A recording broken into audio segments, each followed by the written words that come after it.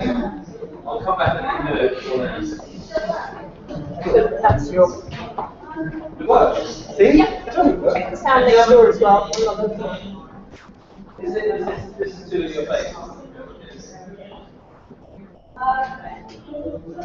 It's alright, it's fine, we can see it. Take your time.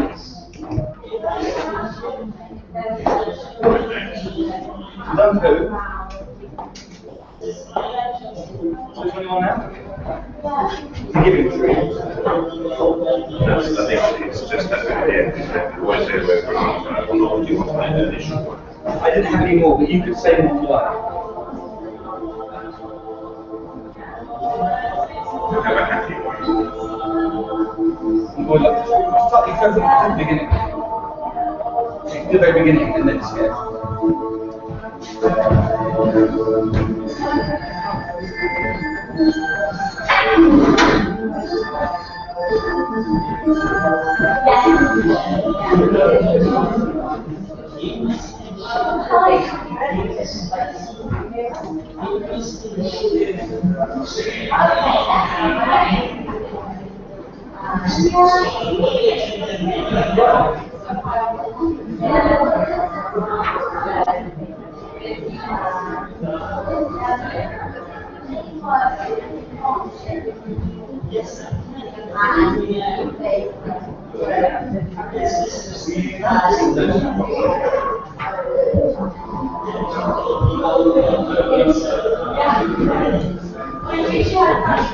Just needs to be out here.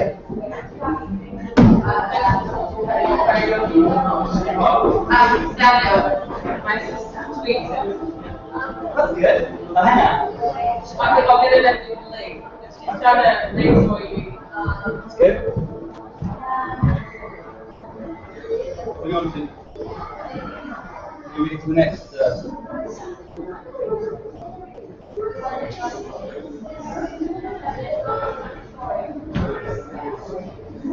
I'm just curious. You understand where I'm coming from, but if I have a perspective of why I wouldn't know going there, so I'm taking the tour.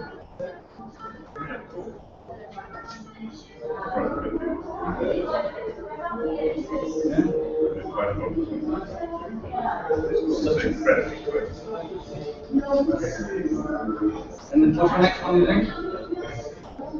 Don't give who, give me 3, 3 eggs in hand. 3 eggs in hand. As long as you do, I would not do it in the street, not in the car, and you let me be. The only place it's not. It's fine with me.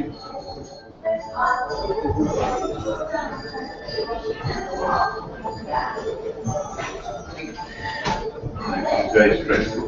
Go on. Green eggs in hand. What? You like green eggs in hand? I do not like this stuff. I do not like green eggs in hand. You hear all that. You not like to hear all that. When you don't like green eggs in hand. When you don't like them say, oh yeah, that's good enough. I bet. Now.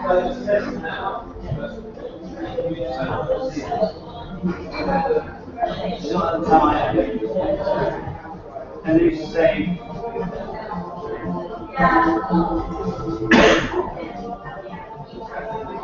no, then you should do one. Then you should do one after the time I am, and then go on to. I would not put on the train up to the car. You let me be. Correct. Okay. Move on. In a box. Daphne?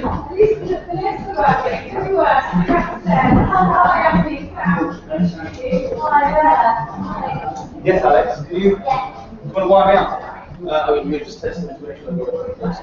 Okay. One or two people. Can you hear me okay? Can you hear me okay? Daphne, just talk into your mic. 1, 2, yeah. 1, 2. I just want to.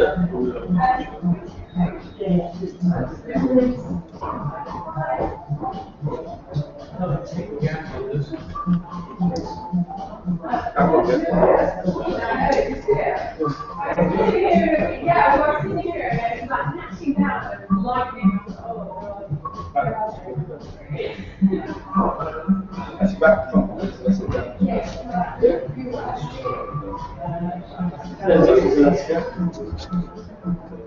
That's 10 for both. Danny is channel 2. 1, 2 is channel 3. Okay, next. We're going on there. Just do the very, going on there. That one. And that one.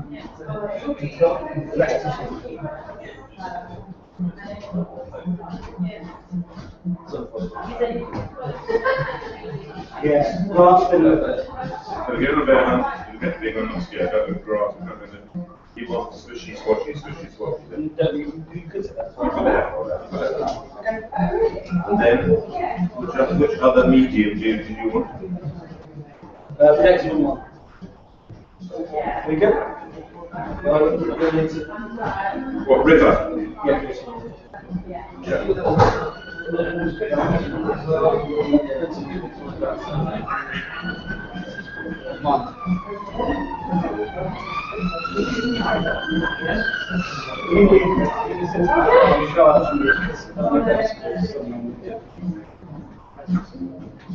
You're really good at course, so I want to just Finish this. yeah. He refused to do what I wanted him to do, which was have disgrace upon zero. Disgrace. Right, okay, I'm very happy to get to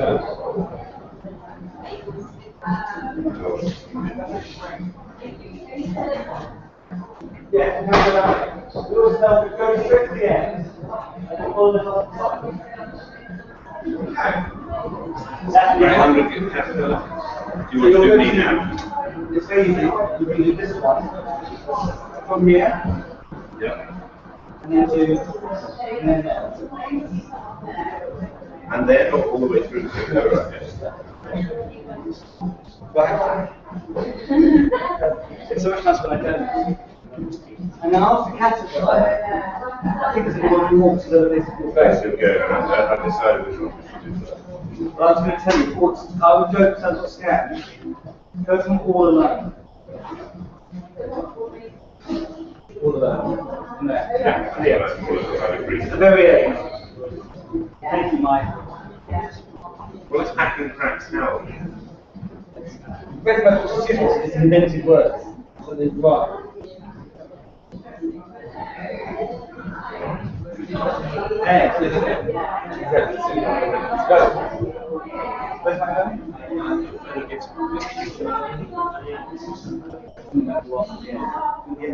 Where's my phone? You basically leave your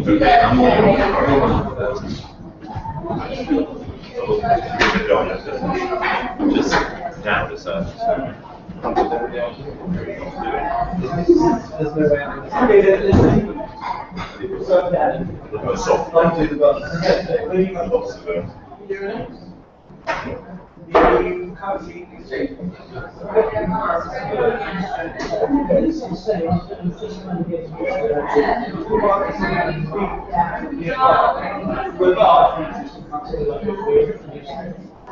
Do I say something? Is that okay?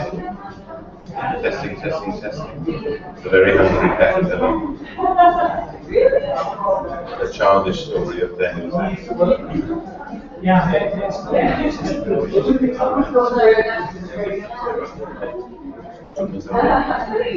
It's great stuff. Thank you. Thanks.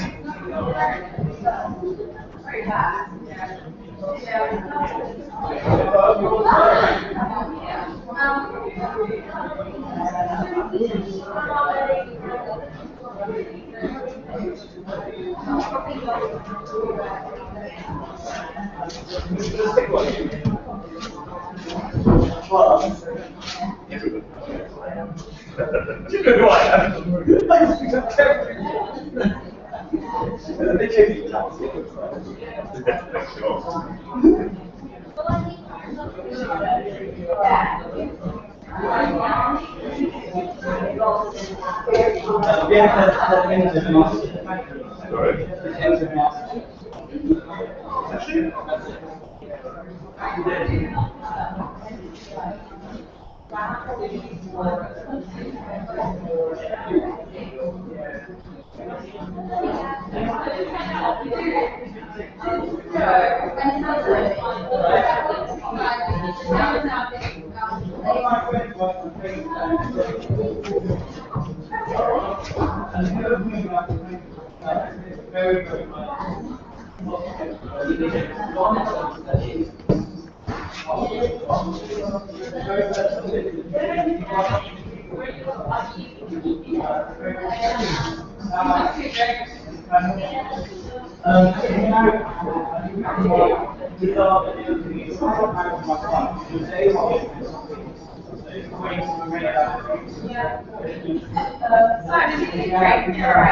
I think it was some tea. I don't want to be very well looked after by your staff.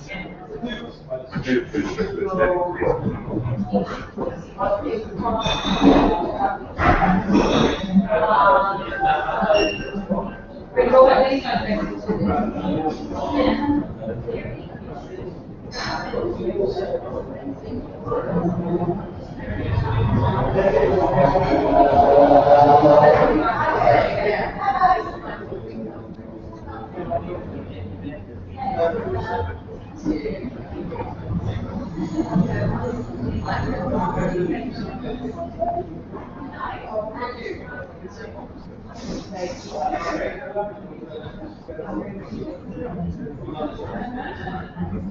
Yeah, so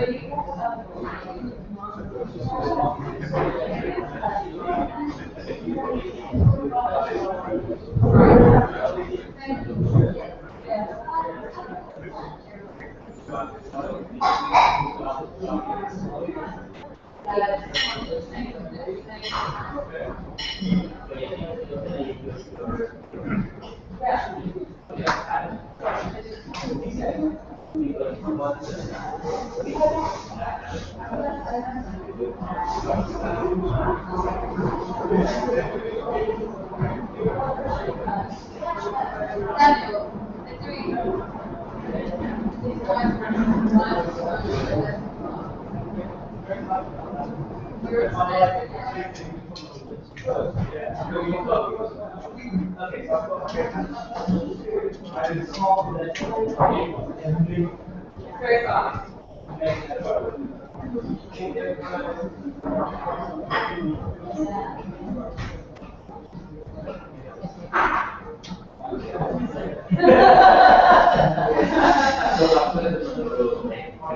I was really.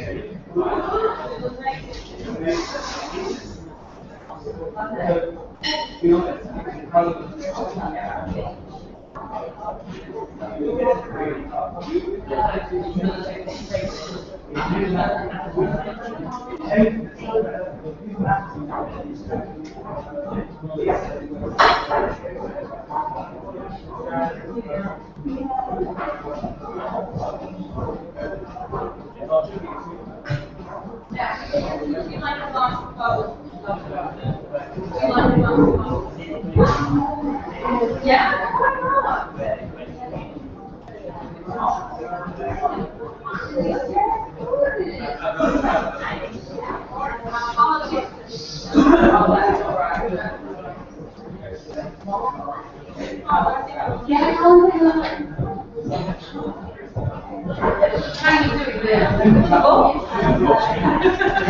Sit down.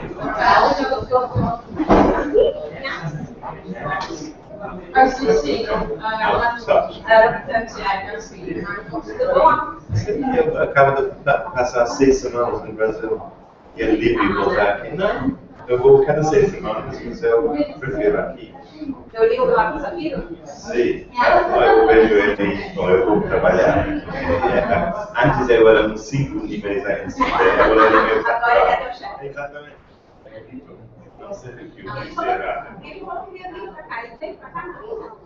No, lo debemos mejorar también. Allora, ti passo un día aquí, nada más para eso. Anything's getting on board. No, I think I would have that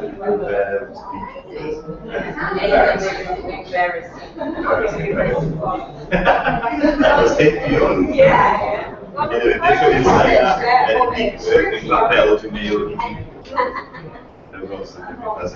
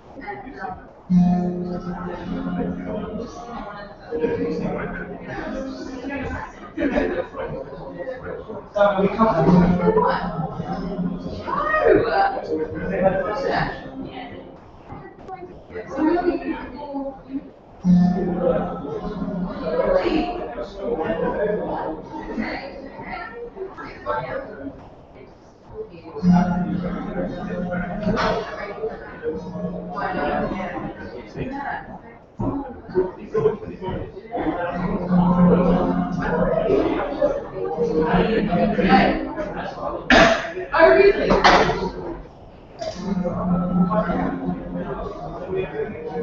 Right.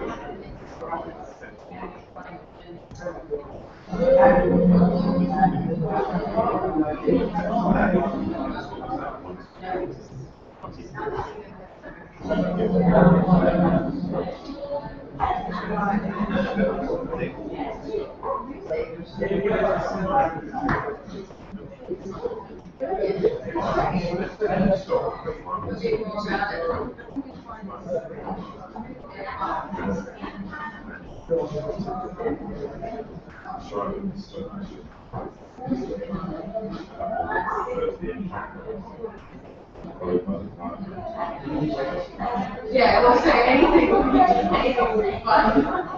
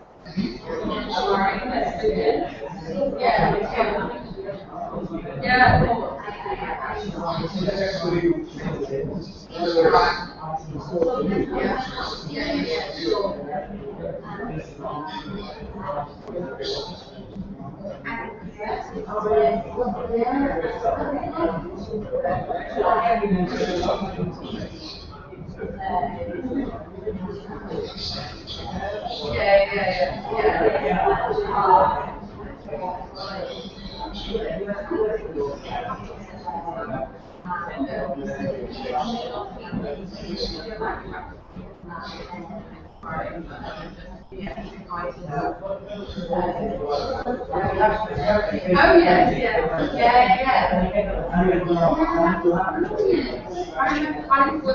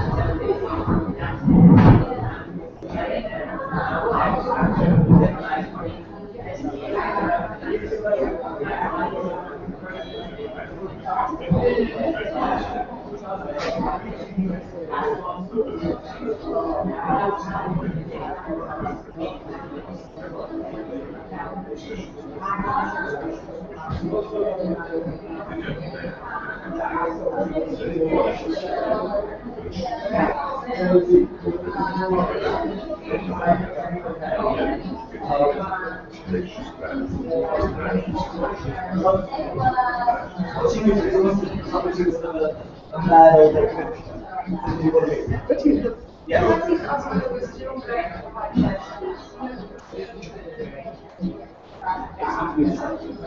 How many people?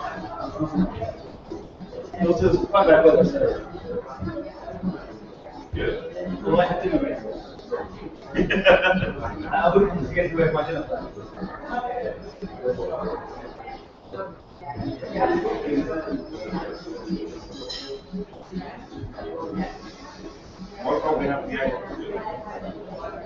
going to join us for just a babysit with my son. I'm regular babysitter here. I'm looking at regular babysitter as well.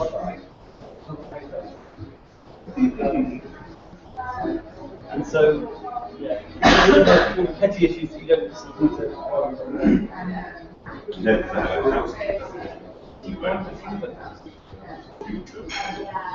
And the actress in my wife is very, she's unique to the house.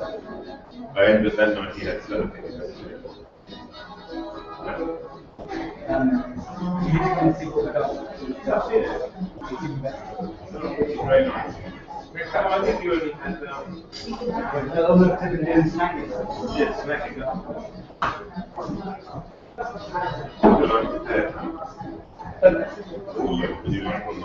I look forward to meeting you.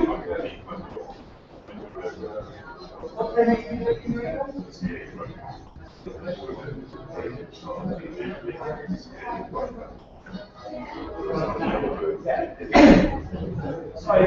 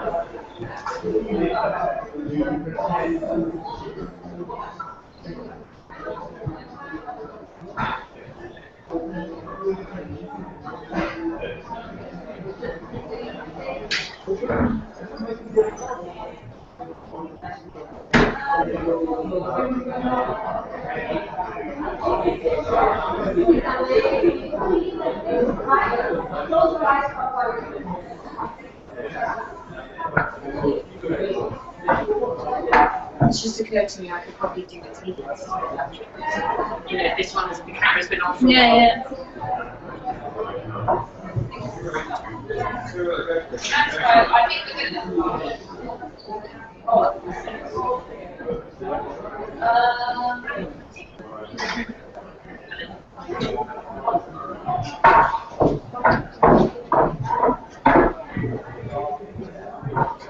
You want to see? Are you on Wi-Fi?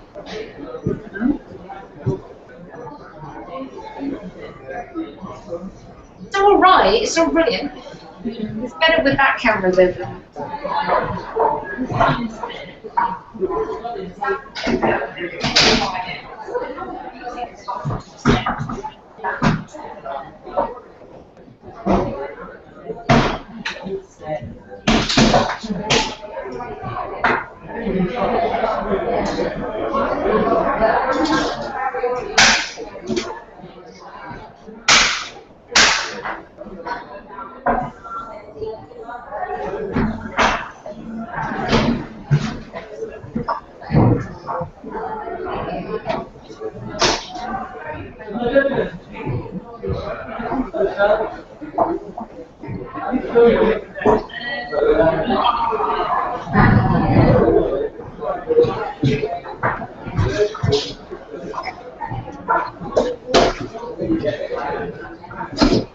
Are you ready to come in?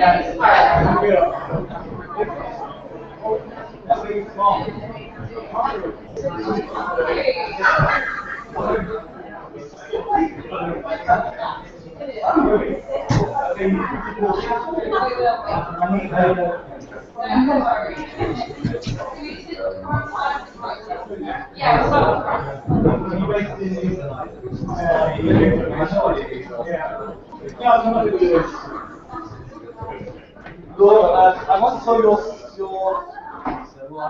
CEO speak, and he inspired me to hop this here. And I asked him, well, how do I get people to buy into my So no, don't worry about that, just do it. Everyone's going to love it. Yeah, and then subsequently I'll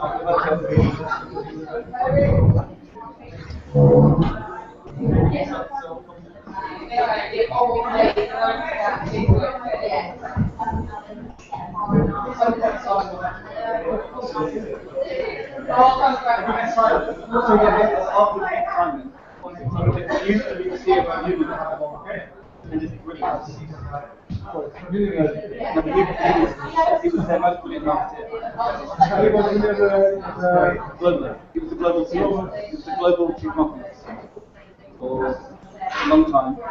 And so he invented, axe things. And he invented campaign for uni and he's a legend. He's a legend. But they forget over even today. Anyone at uni, he's very well known. He was kind of marketing for years also enormously knowledgeable folks, but a little bit of research. Unpredictable.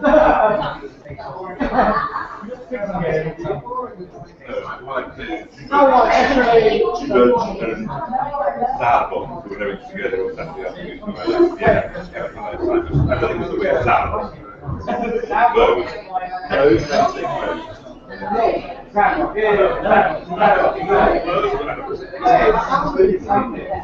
Kind of baby familiar. Anything else, very, very distant, very distant. But it's some weird. No, but no sort of Welsh.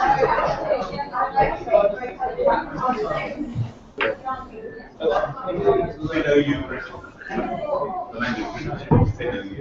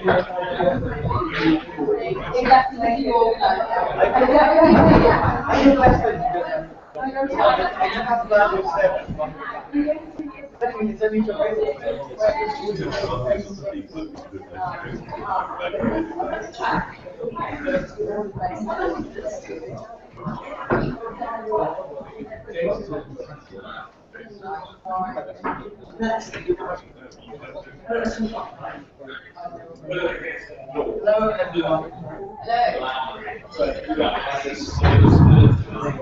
Hey, thank you so much for coming. I am Daniel. I'm the CEO. And this is my friend Simon.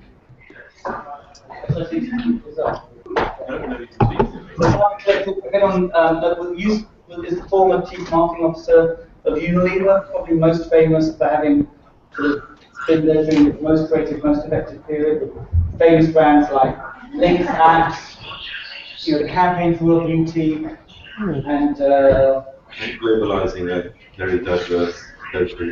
yeah, that's not my sexy. Much more work. And Simon agreed, so agreed to come and be the reader to this sort of unusual presentation for Europe. I promised not to sell you our agency. I was thinking those things are really dreary and uninspiring. So this is all about trying to give you some practical lessons that you can apply in your day-to-day thinking and content. Not about trying to explain to you how we can leverage your synergies through some idiotic approach to marketing, which clearly can't be true. The title is Tell Me a Bedtime Story, 8 Practical Lessons in Storytelling for Your Brand. And what I'm going to try and do is explain to you some of the things that I've learned and discovered, mostly in the last year, because a lot of this is thinking that has crystallized as I've discovered a whole sort of genre of content I didn't really understand before that. So the first question I want to ask is really all about children's books today, and about how wonderful they are. So I want to think about which children's books do you still hold close? And which books from your childhood do you still hold, you still think of, and when you see, you're sort of reminded of how that still touches you? I have one. In fact, I have one that I continue to share to people on very regular occasions. Sort of as a gift. I was once taught by one of my mentors that if you fuck up, buy a bunch of flowers, do something wonderful, buy a book. And the reason why is if when you fuck up, you get a bunch of flowers, you're very happy, flowers die, and as the flowers die, so does the memory of the screw up. Whereas a book will be a constant reminder of how wonderful you are. So I bought this book very often. If you tweet, which I know that you do, fanatic, tweet at evidently Evie Bedtime Story or Simon's Twitter feed, which is just, full of gems and tablets of wisdom and knowledge. So this story began with this gentleman. Isn't he gorgeous? This is my son. This is Noah. 4. I'm supposed to 4. This is my son Noah. Noah is 4. And what I've rediscovered with Noah is children's stories and how brilliant, effective, and moving they are. And the more I read them, the more I discovered that there's so much we could learn from these children's stories. So I want to talk about what Noah's like. Anyone have children? So hopefully you'll share some of my. So some of the qualities that a 4-year-old has. The first thing is they're impatient. He thinks he isn't impatient, but he has almost a shorter attention span than me.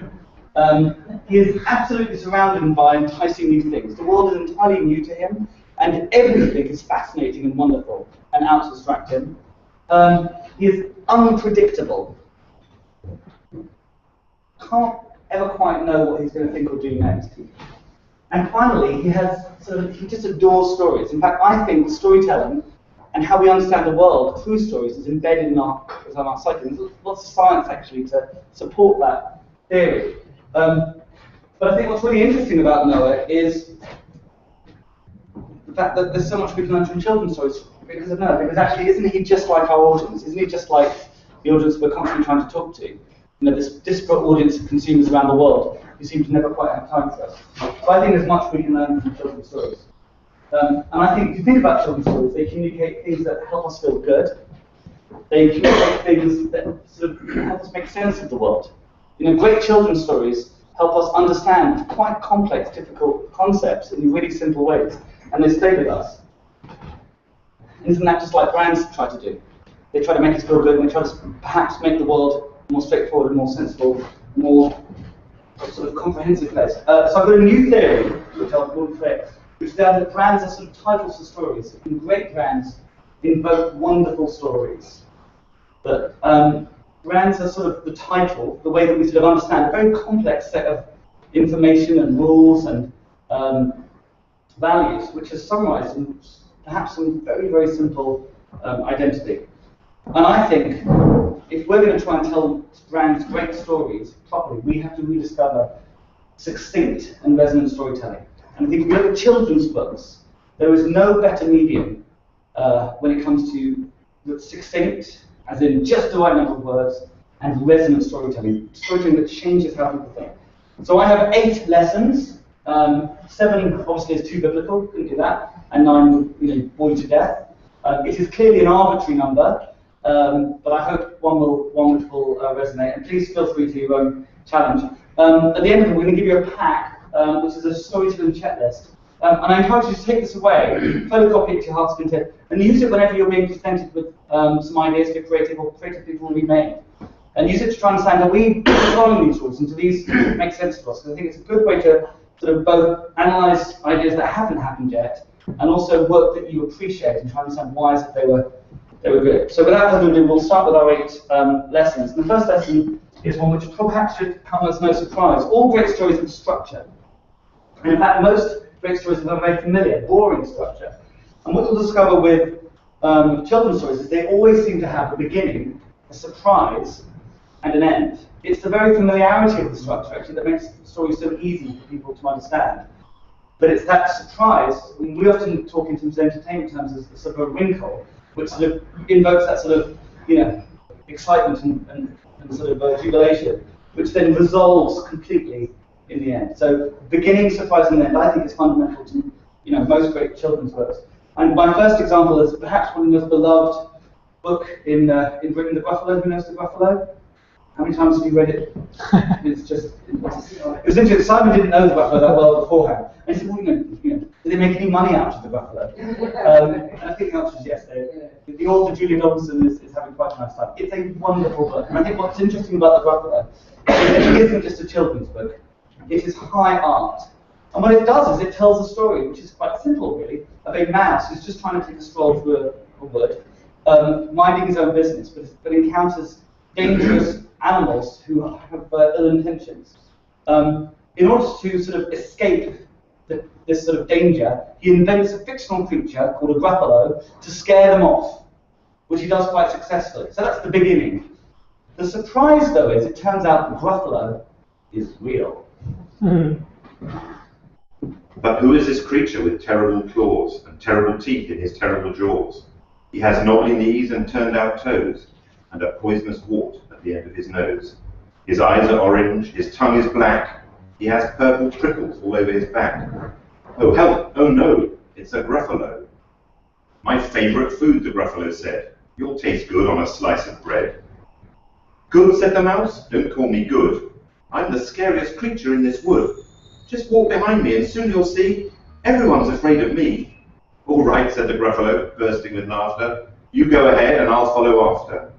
They walked and walked till the Gruffalo said, I hear a hiss in the leaves ahead. It's Snake, said the Mouse. Why, Snake, hello. Snake took one look at the Gruffalo. Oh, crumbs, he said. Goodbye, little mouse. And off he slid to his log pile house. You see, said the Mouse, I told you so. Amazing, said the Gruffalo. They walked some more till the Gruffalo said, I hear feet on the path ahead. It's Fox, said the Mouse. Why, Fox, hello. Fox took one look at the Gruffalo. Oh, help, he said. Goodbye, little mouse. And off he ran to his underground house. Well, Gruffalo, said the Mouse, you see, everyone's afraid of me. But now my tummy's beginning to rumble. My favourite food is Gruffalo Crumble. Gruffalo Crumble, the Gruffalo said, and quick as the wind, he turned and fled. So it is sort of a brilliant example of surprise, and of how you can sort of invoke very classic structures, but through that surprise, and very clever sort of piece of storytelling, you sort of add that extra sort of layer of fascination. So I wanted to, for each of these books, have sort of a favourite piece of content that I think sort of displays this. And I couldn't do a presentation without sort of sharing one of Simon's favourite brands, which is Lynx, called Lynx in the UK and Axe globally. In fact, we've got some from Axe here. But so, and I think it's a very good example of storytelling in this piece here. So.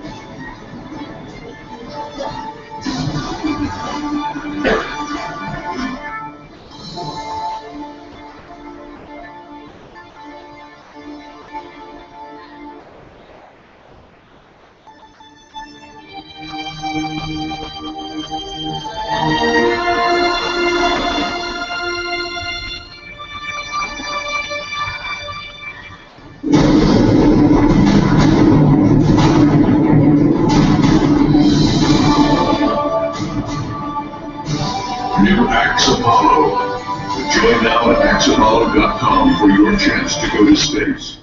A beginning, a surprise, and an end. In fact, as you're watching the film, you think, well, this is kind of, I've seen this before.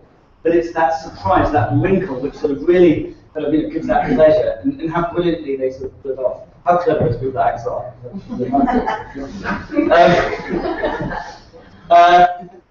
Our second lesson, the same but different. One of the things that children's books are not confined to is sort of the tedium of the today, of staying in sort of function, and only talking about function and what we do today. They understand by transporting stories into different worlds and different spaces, it sort of liberates you to talk about things in a completely different way, and sort of almost and sort of help you understand the world better, because you don't have any of those limitations that you have in the ordinary world. The book actually, which actually inspired this whole presentation, is this book. Has anyone seen I Want My Hat Back? This is a gem, a hidden gem, and I would strongly encourage you all to go out and buy this immediately. And it tells a very simple story of a bear who is going on a journey to rediscover a hat that he's lost, his beloved hat. My hat is gone. I want it back. Have you seen my hat? No, I haven't seen your hat. Okay, thank you anyway. Have you seen my hat? No, I've not seen any hats around here. Okay, thank you anyway. Have you seen my hat?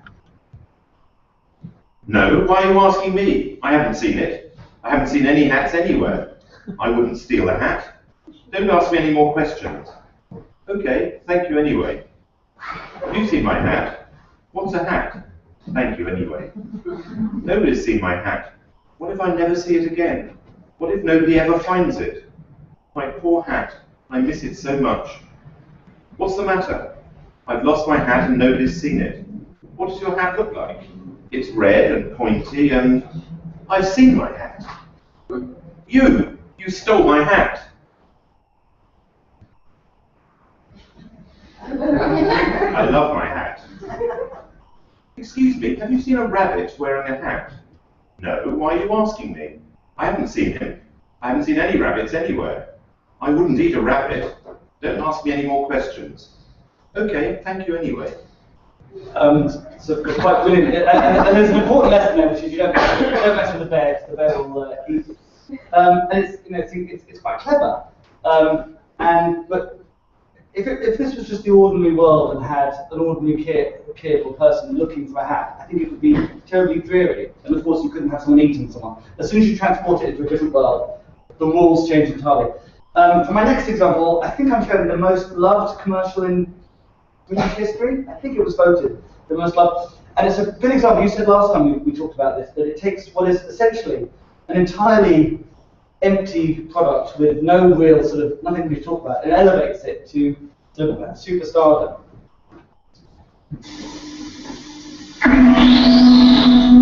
On your last trip, did you discover what the Earth people eat?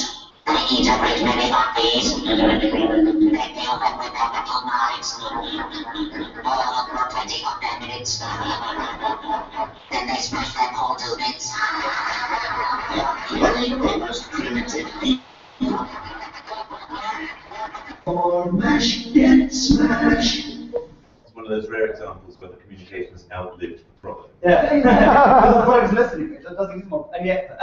But by taking it into sort of different worlds, suddenly it gives you license to talk about the brand and the product in sort of imaginative ways, but which are familiar to us, because what could be more familiar than a family sitting around a table eating a meal? The next lesson, which I think is key, and in fact I was reminded of recently when I went to the movies, is instantly establishes its own reality. Has anyone seen Godzilla? This is a terrible film that Alex and I went to last week. And Godzilla has these sort of agonizing moments when sort of someone will turn to camera and do something called exposition, which is basically update the audience on what's happened so far. So there's a dinosaur, and what you find with very bad art and very bad content and advertising is they spend lots of time trying to establish and explain themselves. Great children's books can't do that because children have short attention spans. And what they're able to do, quite brilliantly, is instantly establish their own reality. Almost in a snapshot. And great content does a very similar thing. My next example is another classic of who's Stuck. Anyone seen Stuck? It's exciting. You've got fabulous books to discover. And Stuck tells the story of a little boy who finds himself in a very familiar situation, which is this kite is stuck in a tree. The trouble really began when he threw his favourite shoe to knock the kite loose, and that got stuck too. He threw up his other shoe to knock down his favourite shoe, and unbelievably, that got stuck as well. In order to knock down his other shoe, Floyd fetched Mitch. Cats get stuck in trees all the time, but this was getting ridiculous. Floyd fetched a ladder. He was going to sort this out once and for all. And up he threw it. I'm sure you can guess what happened. Etc., etc., and they all got stuck. A fire engine was passing and heard all the commotion. The firemen stopped to see if they could help at all. Can we help at all? And up they went. First the engine, followed by the firemen, one by one. And there they stayed, stuck between the orangutan and one of the boats. Firemen would definitely be noticed missing, and Floyd knew he'd be in big trouble. Then he had an idea and went to find a saw. He lined it up as best he could and hurled it up the tree. And that was it. There was no more room left in the tree, and the kite came unstuck. Floyd was delighted. He'd forgotten all about his kite and put it to use immediately, enjoying the rest of his day very much. That night, Floyd fell asleep exhausted. Though before he did, he could have sworn there was something he was forgetting. Now this book spends no time trying to explain that Floyd has superhuman powers. It instantly establishes its reality. We accept it immediately. And because it's actually very well written and beautifully illustrated, it sort of works perfectly. You don't have that dreary exposition moment at the beginning. My example of how I couldn't do this without, for me, the greatest advertiser in the world, as I'm sure with Procter & Gamble company, who do some brilliant work, and especially this. They have a campaign which is terribly famous for Old Spice, which I'll share, which I think is a brilliant example of actually instantly establishing. Hello, ladies. Look at your man. Now back to me. Now back to your man. Now back to me. Sadly, he isn't me. But if he stopped using lady-scented body wash and switched to Old Spice, he could smell like he's me. Look down. Back up. Where are you? You're on a boat. With the man, your man could smell it. What's in your hand? Back at me. It's an oyster. 2 tickets to that thing you love. Look, kid. The tickets are now diamonds. Anything is possible when your man smells like Old Spice and not a lady. I'm on a horse. It's wonderful, it's fun, and there's no time to try to establish this big idea. It's so simple, you get it instantly. This is perhaps one of the most important parts of stories, is they have truth to the very core. A big part of why we read stories and sort of tell stories is to sort of understand the world.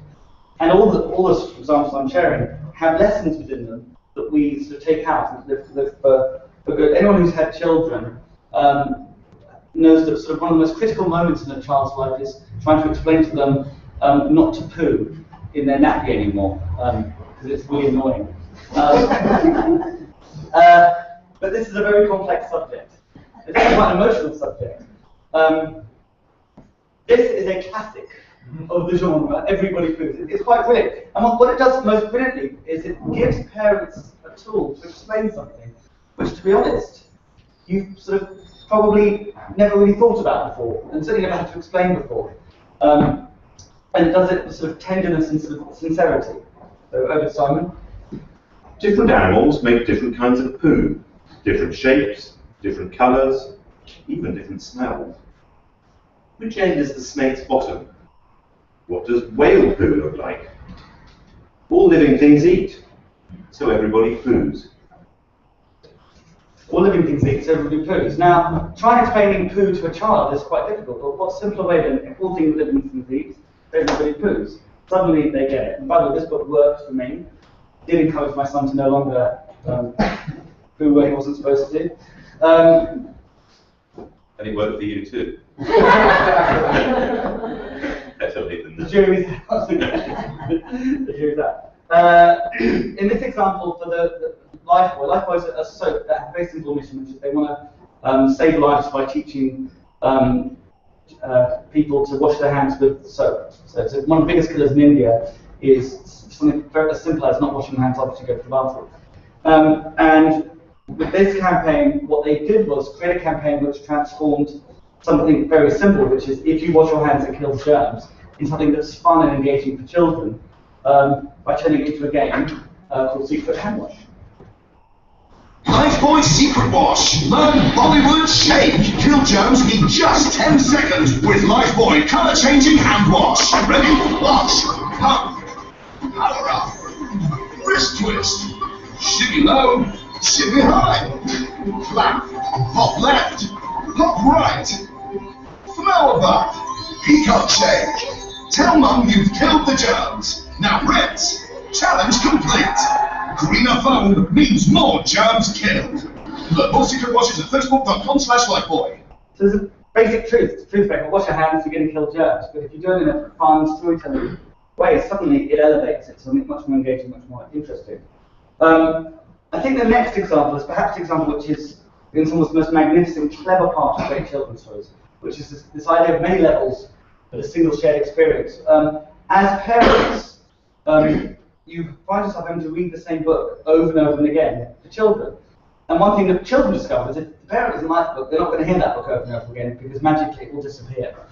So books for kids have to do a very amazing trick, which is appeal to two audiences who almost have nothing in common. So that they share an experience, and yet they both enjoy that repeatedly.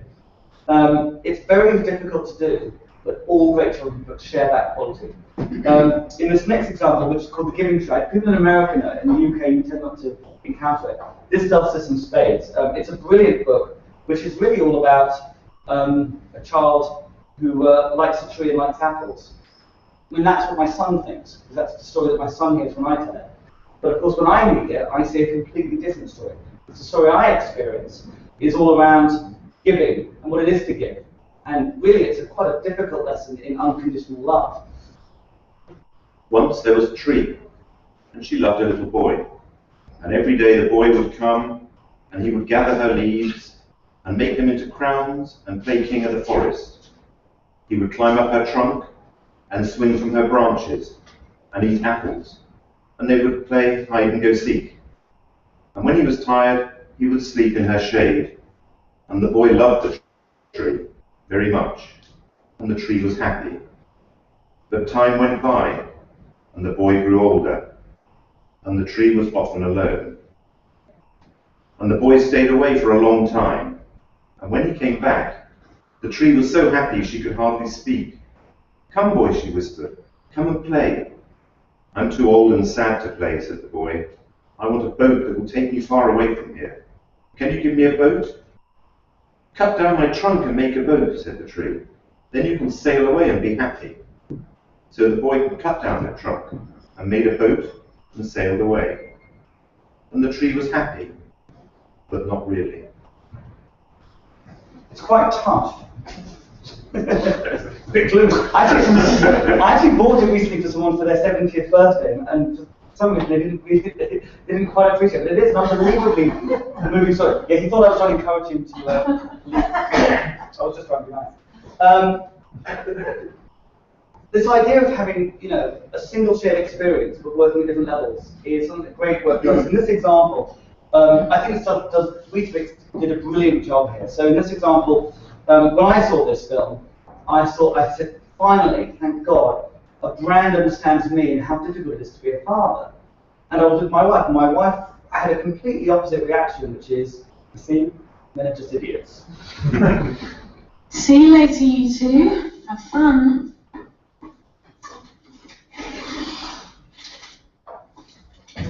Oh, Weetabix golden syrup, eh?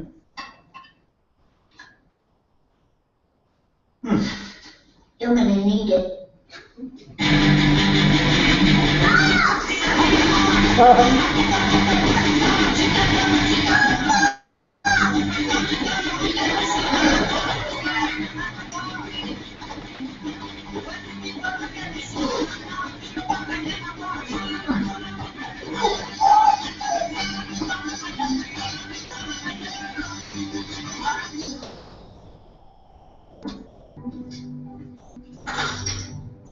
He looks shattered. You should look after him more often. I will. New Weetabix baked with golden syrup. Built for big days. Good, isn't it?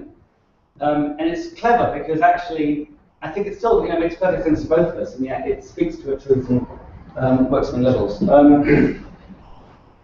I feel really passionately about words, which is why I'm often using words that even I don't understand. And I'm often sort of a bit disappointed when I'm trying to explain ideas to clients, and they say, "Yes, but can we just say what it does?" And I say, "No, let's, great work should elevate." And the reason why it should is because poetry pleases. The idea of beautifully crafted language and visuals do things which are almost impossible to explain, but they change us and they affect audiences in ways that we can't predict. In this classic, Green Eggs and Ham, by the poet, and Dr. Seuss is a poet, he uses all of the great rules that all poets use, repetition, rhyme, assonance, all in one beautiful story around Green Eggs and Ham. Do you like green eggs and ham? I do not like them, Sam I am. I do not like green eggs and ham. Would you like them here or there? I would not like them here or there. I would not like them anywhere. I do not like green eggs and ham. I do not like them, Sam I am. I do not like them in a box. I do not like them with a fox. I do not like them in a house. I do not like them with a mouse. I do not like them here or there. I do not like them anywhere. I do not like green eggs and ham. I do not like them, Sam I am. I often quote this because my colleague is called Sam, so I'm often walking and saying, "I do not like that Sam I am." I think she's starting to take the person, but I do like it. It's brilliant. And what's amazing about it, it's terribly repetitious. I find it would be astonishing to try and get that past a client. I'm going to have a book which spends most of its time repeating what it just said before. But yet this book has been read and reread and reread because the poetry just jumps off the page. In this example, it's sort of a controversial example. This is from Bartley, from Mr. May sort of years back. It's a great example of a brilliant script. And actually, a wonderful director and an actor at the height of his powers. It actually didn't necessarily help Barclays, because at the time Barclays were going through some other things, but it still sort of lives with us today. Sort of wonderful example of great content. What is this about big? You know, seeing the big picture, having the big idea, clinching the big deal. Nobody wants to clinch the little deal. Who wants to do that? Be a little deal clincher. Small shop. When you go and get a burger, you want a Big Mac. You go to the fun fair, you ride Big Dipper. You turn on TV, you see Big Bird on your favorite Big Bad Wolf. When I was growing up, I wanted to be the big man. I never wanted to be the little man. Even the little man wanted to be the big man. You go to America, you want to go to the Big Apple, not the Little Apple. I get up in the morning, I want a big breakfast. I want my girlfriend to say, "Good morning, big boy." To which I'll reply, "I've got a big day today, big meeting with the big chiefs from the big studios, big time for the big bucks." And she'll turn to me, rolling her big blue eyes and say, "Big head." I'll retort, "What's the big deal? Give her a big kiss. I'll get in my big car and set out into the big wide world. She'll give me a big wave, close the door of our big house. Look in the mirror and ask herself, is my bum not big enough?"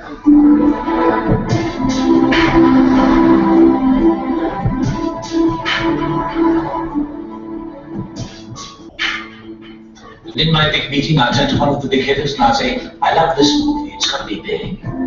There's only one small problem, my fee. I'd like it to be, what's the word?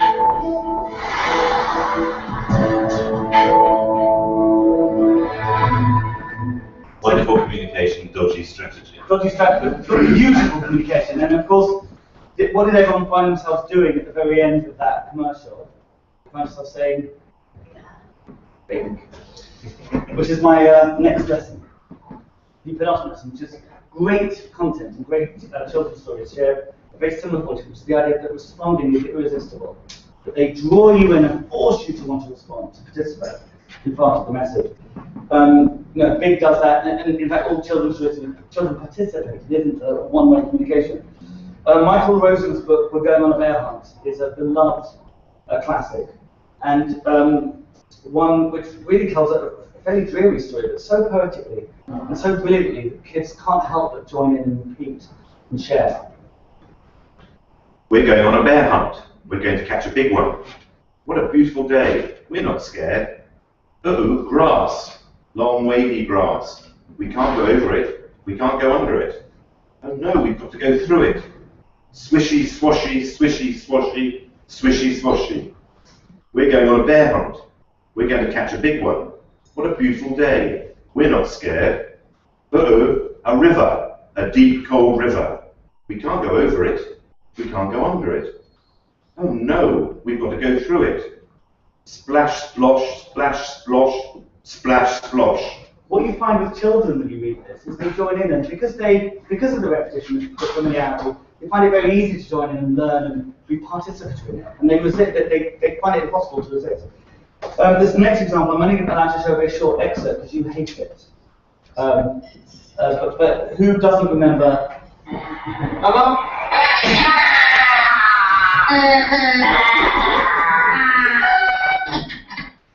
Everyone's ambition is to have a campaign that has that sort of resonance that suddenly you coin a phrase which everyone's sort of screaming at each other in the street.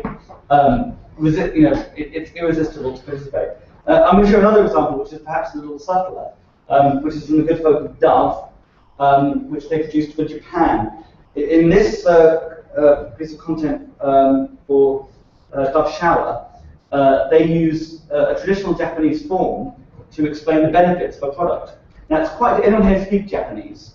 So I've got a bit of, but for non-Japanese speakers, it's a slightly different experience. For Japanese speakers, when you're watching this, you're not really assessing is it a good product or a bad product. You're counting syllables, testing this, and trying to work out, is this really part? And you find yourself writing your own response.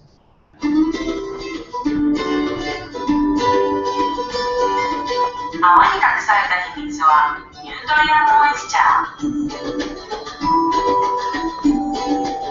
肌と同じ天然由来の保湿成分です。洗うために失われる部分を補給してくれます。すごい！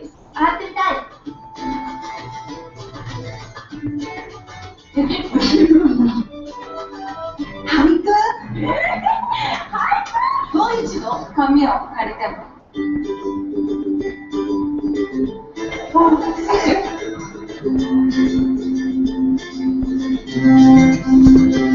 新製品ダブから出たよ。もっちもち。潤うよ。天然由来の新成分。肌由来、戻ってきたよ、潤いが。洗います。肌がスレスレ気持ちいいな。すごいから潤いキープ髪だけ。生クリーム、お肌にたっぷり。ゴージャスに。乳ガムは潤い閉じ込め、離さない。ありがとう。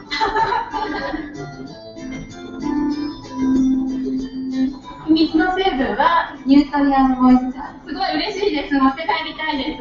負けれないな。じゃんけんで決めましょうね。なんで負けましょう。You know, and it's interesting that with the Japanese consumers, they all know how to write haikus because in school it's drilled into them. But it's when they see work like this, they suddenly releases them. Suddenly they start remembering all that stuff that happens in childhood that they haven't done for years. And it is completely impossible for Japanese people when they watch this to not start scribbling things on pages because it's been years since they've been asked to do anything so structural. So the last lesson, which I think is really essential, is that great content is constantly evolving its media, isn't sitting still. Constantly challenging what a children's story is and how it should be conveyed. And the example I want to share is actually an incredibly simple one. Who knows The Very Hungry Caterpillar? This is a radical book in terms of its production. Because Eric Carle was very clever. Anyone who's been involved in print, it's very expensive to print books, especially children's books. And doing anything over and above colour, certainly at the time it was published, was unthinkable. But he worked out that if you drilled a hole into the book, you could create a magnificent effect which turned the book from the ordinary into an extraordinary and evolved the medium. And in fact, this began an entire trend of merchandising. I think it's important we learn the lesson of the Very Hungry Caterpillar. Simon? He started to look for some food. On Monday, he ate through one apple, but he was still hungry. On Tuesday, he ate through 2 pears, but he was still hungry. On Wednesday, he ate through 3 plums, but he was still hungry. On Thursday, he ate through 4 strawberries, but he was still hungry. On Friday, he ate through 5 oranges, but he was still hungry. On Saturday, he ate through 1 piece of chocolate cake, 1 ice cream cone, 1 pickle, 1 slice of Swiss cheese, 1 slice of salami, 1 lollipop, 1 piece of cherry pie, 1 sausage, 1 cupcake, and 1 slice of watermelon. That night, he had stomachache. What's so fascinating was that he found such a simple way to evolve the book, and of course the book went on and on. I think great content is constantly thinking about this media, and of course today we're surrounded by sort of exciting, seductive new ways, new media. And in some ways that can often be a distraction. I wanted to share an example where I thought new media actually added. I'll share the original content and also what happened around. So Dumb Ways to Die, which we all know. Everyone know Dumb Ways to Die? Oh, that's exciting. This sort of cleaned up in the awards, and it did so not just because it's sort of brilliantly made, but also because it touched people in so many different ways. So this is sort of the original piece of content they released. Set fire to your hair, broke a stick at a grizzly bear. Eat medicine that's out of date. Use your private parts as piranha bait. Dumb ways to die. So many dumb ways to die. Dumb ways to die. So many dumb ways to die. Get the toast out with a fork. Do your own electrical work. Teach yourself how to fly. Eat a 2-week-old unrefrigerated pie. Dumb ways to die. So many dumb ways to die. Dumb ways to die. So many dumb ways to die. Got a psycho killer inside. Scratch a drug dealer's brand new ride. Take your helmet off. Out of specs. Keep your clothes dry around. A hiding place. Dumb ways to die. So many dumb ways to die. Dumb ways to die. So many dumb ways to die. Keep the rattlesnake as a pet. Suppose the kidneys on the internet. Keep the tube with super glue. I wonder what's this red button do? Dumb ways to die. So many dumb ways to die. Dumb ways to die. So many dumb ways to die. Dress up like a moose during hunting season. Disturb a nest of wasps for no good reason. Stand on the edge of the train station platform. Drive around the room, get out the level crossing. Word across the tracks to the platform. They may not rhyme, but they're quite possibly. Dumbest ways to die. Dumbest ways to die. Dumbest ways to die. So many dumb ways to die. Be safe around trains. A message from Metro. So this was enormously successful and got radio play and all sorts of other things. But at the same time, they released a completely addictive. One of the things is they released a completely addictive video game on the iPhone.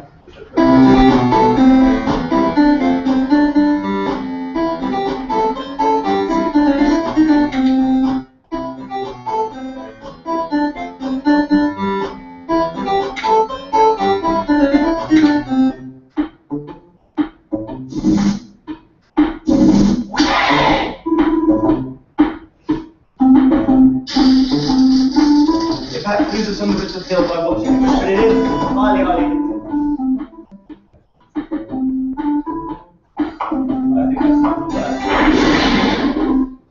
So, and they touched all sorts of media, from radio ads, releasing singles, having posters.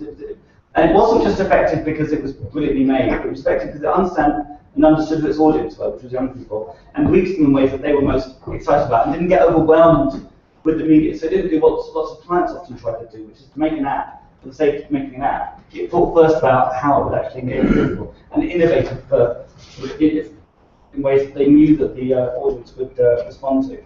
So that's my sort of speech. I'll give you a quick rundown, just to remind everyone. A beginning, a surprise, and an end. All great stories have a spacing structure. They're the same but different, where they transform sort of familiar circumstances into the extraordinary. The idea of instantly establishing reality. Please help us fight the tyranny of exposition. If anyone goes to see Godzilla, watch out for those moments. They just make one scream. Truth is the very core, because I think both brands and children's stories have a role in teaching and explaining some very fundamental rules. Main levels, a single shared experience. Great content and great advertising does this in spades. Poetry pleases. The next time you're considering a piece of copy or a piece of script, try to consider that great language elevates us from the tyranny of the ordinary. And we can do wonderful things with poetry. Responding is irresistible. When we've done a great job, the audience can't help but respond. And finally, it constantly evolves its media. I've shared a checklist with everyone. Please share it, photocopy it, steal it. Because I think good stories are retold. And actually, one of the ways I understand if a children's story has been successful is through the language of birthday cakes, which is something I'm engaged in because my kid's birthday is next week. So you know the Hungry Caterpillar has made greatness because you can buy the cake. So I wanted to close on what book I still held close, and I wondered if you guys remembered, noted that down. Anyone who sort of shares the same book as me, you're in, I think, very either good company or strange company. nonetheless. See a doctor. So, Other Places to Go, which is also by Dr. Seuss, I think it's an amazing book. And I can't believe this is for children, because this speaks as effectively for adults. This is all about what it's like to grow up and want to be successful, but actually how challenging that might be.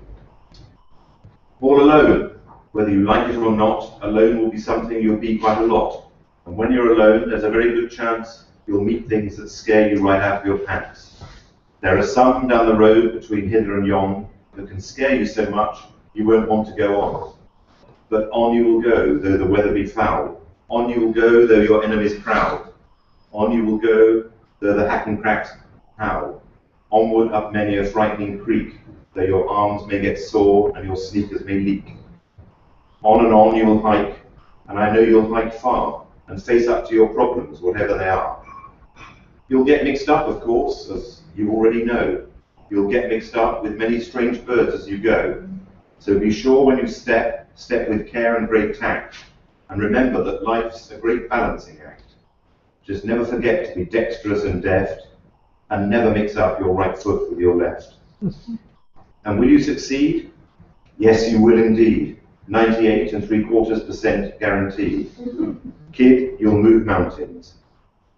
So be your name Buxbaum or Bixby or Bray, or Mordecai Alley, Van Allen O'Shea. You're off to great places. Today is your day. Your mountain is waiting, so get on your way. It's a wonderful book and changes you. And I read it whenever things go slightly pear-shaped. Keep that book handy. Well fun. So I hope you sort of learned a bit. If you're excited about us, please tweet and share us. Please enjoy another glass of wine and champagne. But before then, if anyone's got any questions, Simon and I would be delighted to make something up on the spot. It's real. Thanks so much.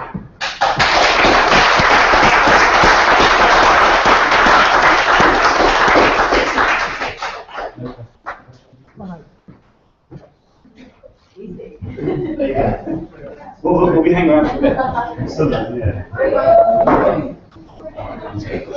Thank you